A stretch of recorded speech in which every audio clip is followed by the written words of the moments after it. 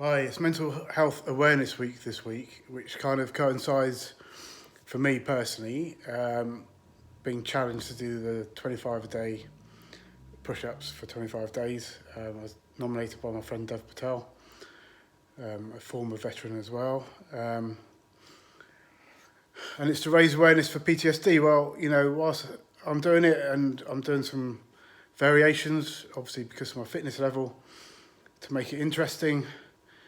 But that in itself is not going to raise awareness of PTSD or what it's about or what it's like to suffer from it. So here goes.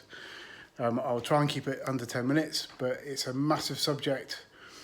It massively affected my life. It nearly ended my life. So I will do my best to do it in a potted version.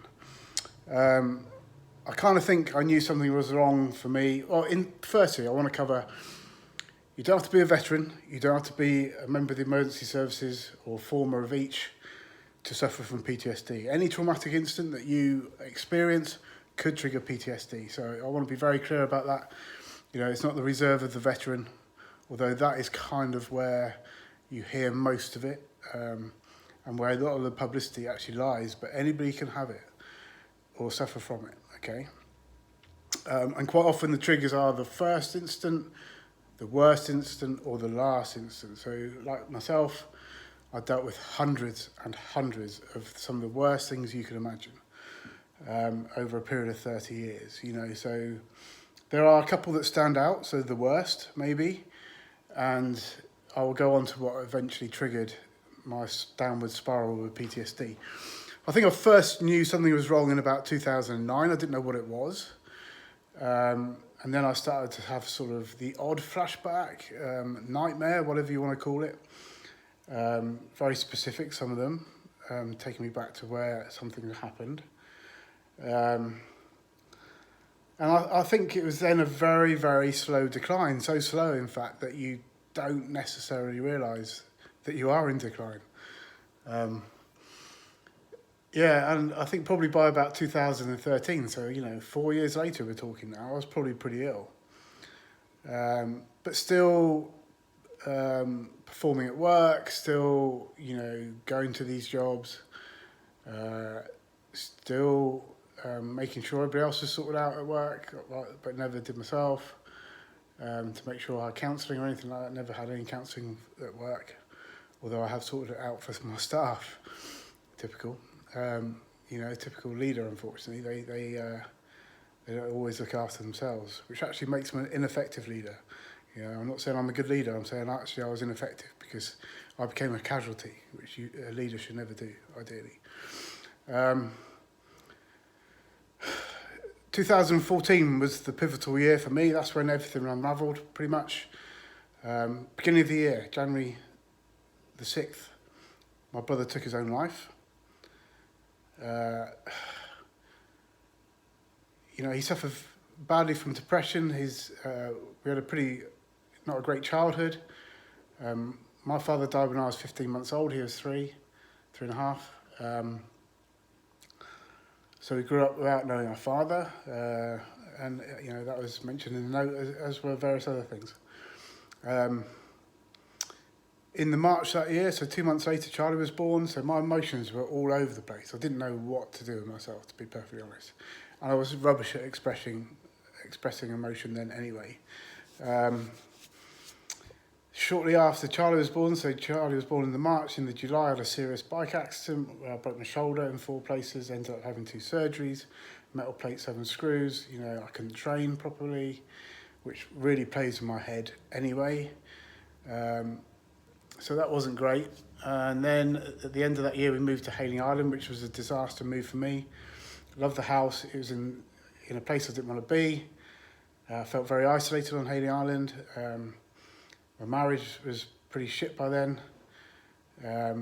So I was with somebody that, I felt alone, regardless of whether she was there or not. And my mental health seriously declined from there, I think.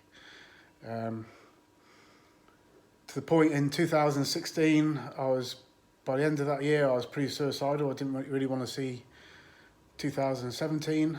I did. But by then I was dangerously ill, seriously ill. Yeah, really badly ill. Unfortunately, the person I was with, the the more ill I got, the crueler she became. And there's no doubt in my mind that she made my condition exponentially worse. You know, her narrative may be different to mine, but you know, I was on the receiving end of her understanding and care, so I kind of know where I feel about that. But you know, but to balance that a little bit, you know, I wasn't that easy to be around either. You know, and I'll go into some of the effects of PTSD in a minute. But you know, one of my coping mechanisms was excessive training. Go figure, and excessive cleaning. And I would pick up every leaf in the garden. We had 6 big trees, like 60-foot trees. I'll pick up every single leaf by hand. Because it was something I could fucking control, or try and control. Like, I couldn't control what was going on in my mind. But those are pretty hard habits to be around, you know. So, you know, I was not easy to be around. So, you know, to balance what I said, you know, that's true as well. Yeah, so a real gradual decline. Certainly in 2017, early 2017, I was very, very suicidal. One day I very, very nearly did it, and the only reason I didn't is, you know, I'd set it up in the garage, I was going to hang myself. And I was going to ring the police just before I did it so that they found the body, not, which I apologise to my colleagues for, but they're used to it, but because I didn't want Leanne to find my body. So,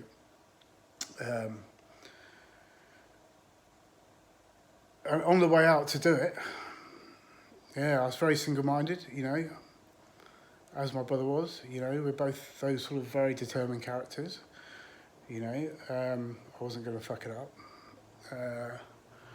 On the way out, like, Charlie at nursery they'd made a calendar with him, and on the front of the calendar was a picture of him, and actually it was a pretty awful picture. He must have taken with like a Polaroid or something. But it was hanging in the kitchen near the rear door, and that rear door I would have to go through to get to the garage to do what I was going to do. And I just happened to glance at that photo, and it stopped me in my tracks. Yeah, and you know, I didn't go through what I was planning that day. That picture of Charlie literally saved my life. I would not be here talking if that picture had not been hung where it was. So yeah, then, you know, the journey sort of continues. I eventually got help.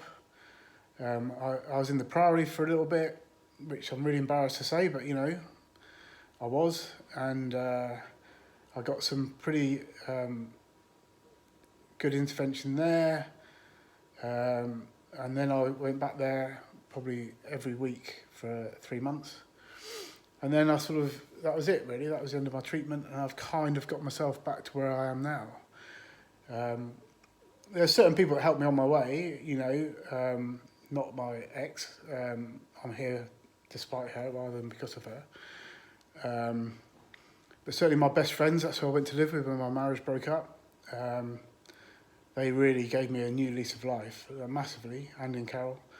My friend Jo Wilson was a great listener. We used to meet for a drink, and she'd listen to me and give me really sage advice, as she always has done. And, you know, the girl I started to see pretty quickly, actually, Janine. And Janine, whilst we're not together now, was a big part of my recovery as well.